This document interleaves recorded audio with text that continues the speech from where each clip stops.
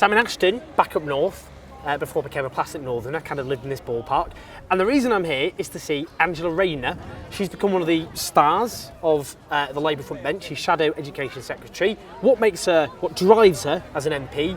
What do you think about the election? And where now for Labour? So technically, we're from the neighbouring street, kind of. We are, yeah, but you were from the bit of the posh bit, though. Tell us about your background a little bit. Well, I was born on Bridgehall Estate, which is a council housing estate, and my mum and dad were on benefits. My mum couldn't read or write, and my mum has bipolar, so I was her carer from being about the age of 10. Even from poor kids, I felt like I was a poor kid, and I was a ginger kid on a council estate, which means you get bullied anyway. So it was pretty tough. You know, I left my secondary school without any qualifications at grade C or above, and had Ryan when I was 16, my eldest son, who's 20 now. Blimey. And I remember feeling that everyone decided that I weren't going to be any good, and I really felt ashamed of that. But I wasn't promiscuous or anything like that, and I wanted to prove people wrong that I could be a good mum. I needed that second chance. I went back into further education and got a qualification in care, and I was able then to find out that actually it wasn't because I was thick.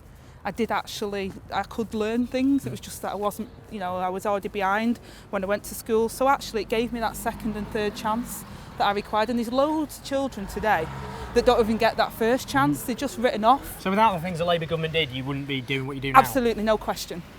Without a Labour government, absolutely no question that I wouldn't be where I am today.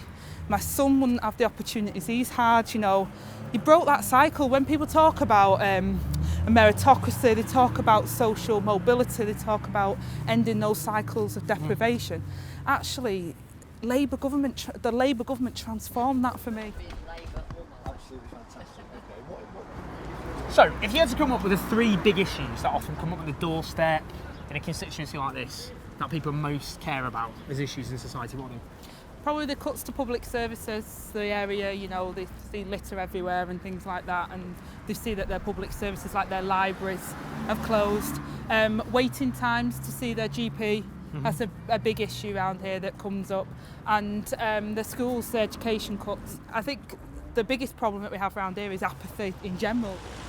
People don't make a connection between the problems they face and politics. Exactly. And How do you get over that?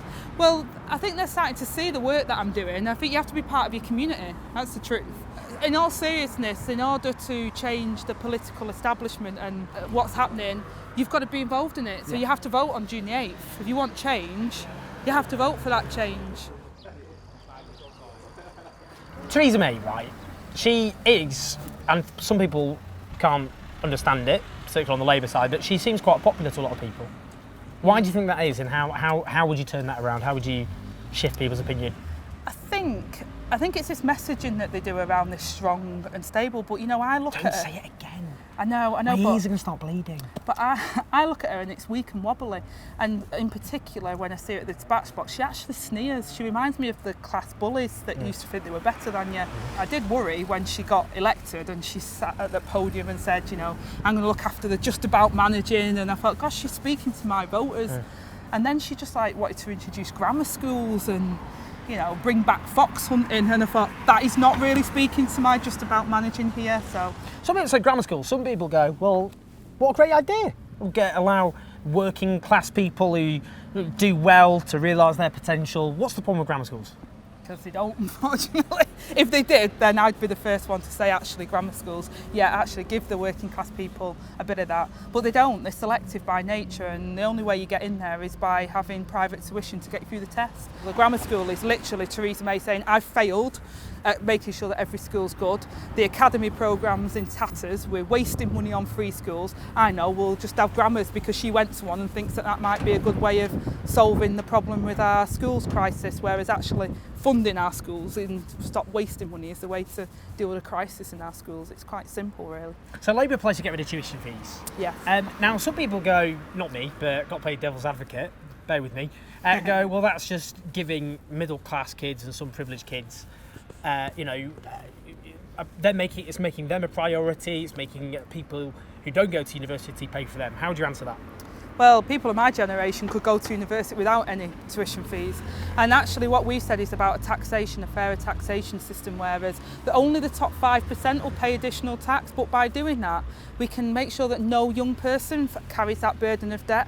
I mean, can you imagine leaving university in £45,000 of debt? I mean, how are you ever going to decide to have a family or, get a house and things like that? 2/3 of the debt is never paid off anyway. It's just a millstone around young people's neck. So we said actually the top 5% of earners pay a little tiny bit more and we can fund education. We all know that the poorer you are, the less likely you to do well at school. There's a big correlation between educational achievement and often the family you happen to be born in. What is Labour going to do to try and overcome that? Well, my granddad taught me the 3 things for social mobility: health, housing and education. Boom! They're the 3 things. Why do you think the Tories have a lead? What do you think about the polling? And how's Labour going to turn it around? We've only got 2 weeks. Well, I think it's because they've been drip-fed, don't have Jeremy Corbyn, don't have Jeremy Corbyn, don't have Jeremy Corbyn. And, but actually if you look at what's happened over the last, 2 years, certainly since I've been involved in politics, is never say never on anything. I mean, you couldn't have predicted that Jeremy would have won 2 leadership contests. Donald Trump getting elected, you wouldn't have predicted that. Sorry. You wouldn't have predicted... Just memories of it happening, flooding back. You wouldn't have predicted that we'd have been coming out of Europe. Things have changed and it's about people ensuring that they understand that they've got the power.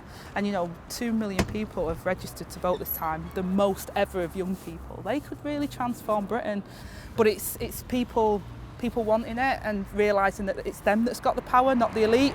And for so long, people in Britain have felt like they're powerless, that they haven't got the power, but this time they really do. I think Theresa May has overstretched herself a little bit. She's been a bit arrogant.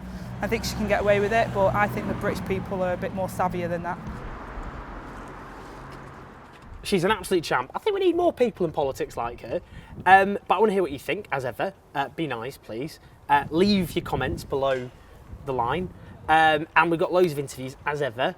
We've got this cornucopia, have I said that right, of delights to look at. So there's probably some interviews on screen if you want to click on them. We've got more coming up.